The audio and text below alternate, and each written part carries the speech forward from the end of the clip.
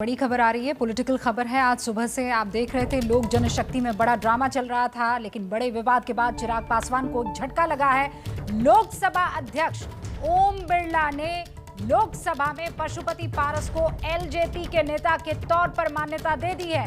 इससे पहले आज सुबह से इस मामले को लेकर गहमा गहमी चल रही थी। चिराग पासवान अपने चाचा पशुपति पारस को मनाने के लिए उनके घर भी पहुंचे थे, लेकिन पशुपति पारस चिराग से नहीं मिले, दरवाजा नहीं खोला, उनके दर से वापस लौट कर आए और तभी से इस बात का एहसास हो चला था कि सब कुछ ठीक नहीं है, क्योंकि एलजेपी के तमाम सांसदों में से एक को छोड़कर बाकियों ने ये कह दिया था कि पशुपति पारस को ही एलजेपी का नेता माना जाए। और अब बड़ी खबर यह है कि चिराग पासवान को झटका देते हुए लोकसभा अध्यक्ष ने पशुपति पारस को मान्यता दे दी है।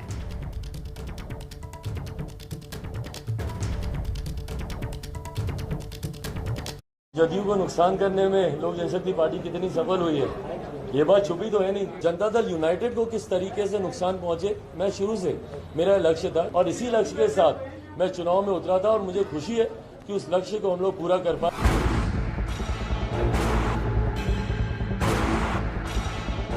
पासवान कुल के चश्मो चिराग जब तीर वाले नीतीश पर ये शब्द बाण छोड़ रहे थे, उस वक्त बिहार चुनाव में जेडीयू की सीटों के नुकसान का श्रेय खुद ही ले रहे थे। लेकिन वो शायद ये भूल गए थे कि जिस तीरंदाज पर वो तीर साध रहे हैं, वो भी राजनीति का कच्चा खिलाड़ी नहीं है। आज जब चिराग पासवान अपनी ही पार्टी में बेगाने नजर आ रहे हैं, तो उन्हें बिहार चुनाव की याद जरूर आ रही हो, जब वो नीतीश के खिलाफ खुलकर हल्ला बोल रहे थे और उनके चाचा पशुपति पारस को यह सब समझ में नहीं आ रहा था। अब वही सब कुछ सामने आ रहा है। चिराग पासवान जी हमारे परिवार के, हमारे भतीजा भी है, हमारे पार्टी के राष्ट्रीय अध्यक्ष भी थे, अभी तक हैं। उनको कोई आपत्ति नहीं है, दल में रहे, उनको कोई आपत्ति नहीं है। उनको चिराग पासवान से कोई शिकायत नहीं है। मैंने स्वयं आपको कहा कि मैं पार्टी तोड़ा नहीं हूँ। पार्टी ओरिजिनल पार्टी लोक जनशक्ति पार्टी है, ये लोक जनशक्ति पार्टी रहेगी, उसमें चिराग पासवान जी आगे रहे। हालात ये है कि अभी तक चिराग पासवान खुद को जिस एलजेपी का सर्वे सर्वा मान रहे थे, आज उसी पार्टी में उनकी कोई सुनने वाला नहीं है।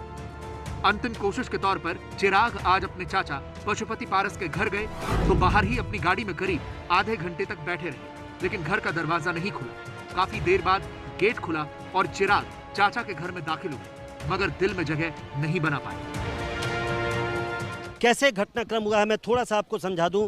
मैं इस वक्त जिस गेट पर खड़ा हूं, वहां पर अचानक गाड़ी पहुंचती है चिराग पासवान की। उनके साथ राजू तिवारी रहते हैं, जो लोजपा के बिहार के कार्यकारी अध्यक्ष हैं।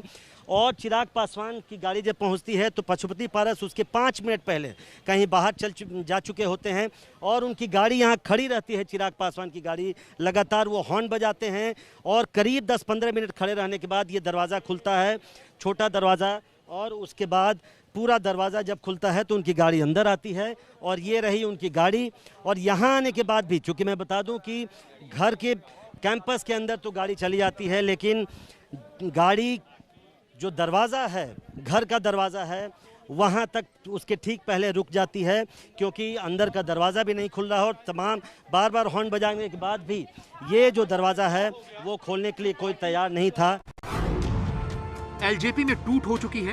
पार्टी के 6 सांसदों में से 5 सांसद पशुपति पारस, प्रिंस राज, मीना सिंह, महबूब अली कैसर और चंदन सिंह लोकसभा स्पीकर से मिल चुके हैं और ये भी दावा कर रहे हैं कि असली एलजेपी वही है।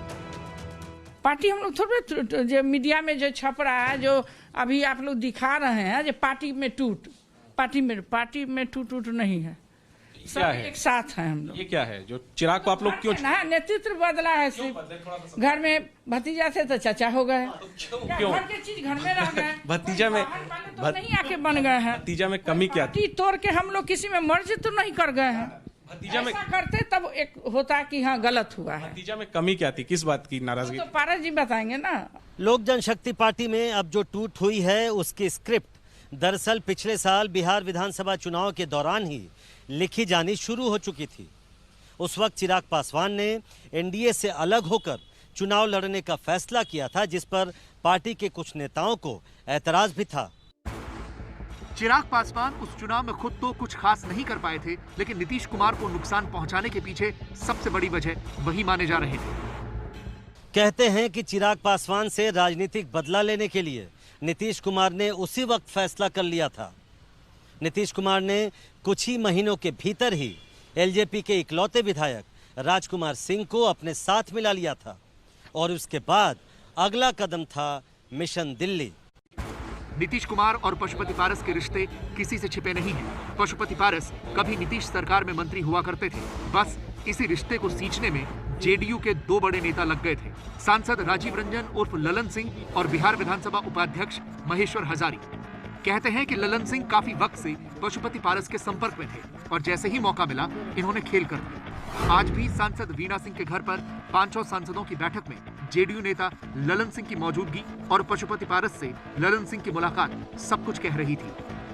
सर वीणा देवी जी की मीटिंग में आप लोग घर पे आप भी मौजूद थे, क्या कहेंगे सर? मीटिंग सर मतलब एलजेपी के 5 सांसद पशुपतिनाथ पारस के नेतृत्व में बैठक कर रहे थे और ललन सिंह उस बैठक में मौजूद थे। ये देख रहे हैं आप, गाड़ी जो निकल रही है उसमें जेडीयू के नेता और सांसद वरिष्ठ नेता ललन सिंह मौजूद थे और वो मौजूद थे वीणा देवी के आवास पर जो एलजेपी के पारस गुट के सांसदों की बैठक हुई उसमें मौजूद थे। और इसीलिए एक बड़ा सवाल की उठाया जा रहा है कि क्या एलजेपी में जो कुछ चल रहा है, चिराग को जिस तरीके से अलग थलग किया गया है, क्या उसके पीछे जेडीयू है?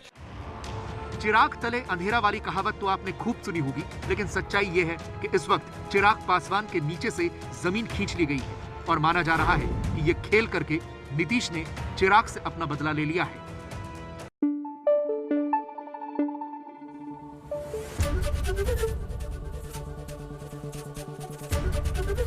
एबीपी न्यूज आपको रखे आगे।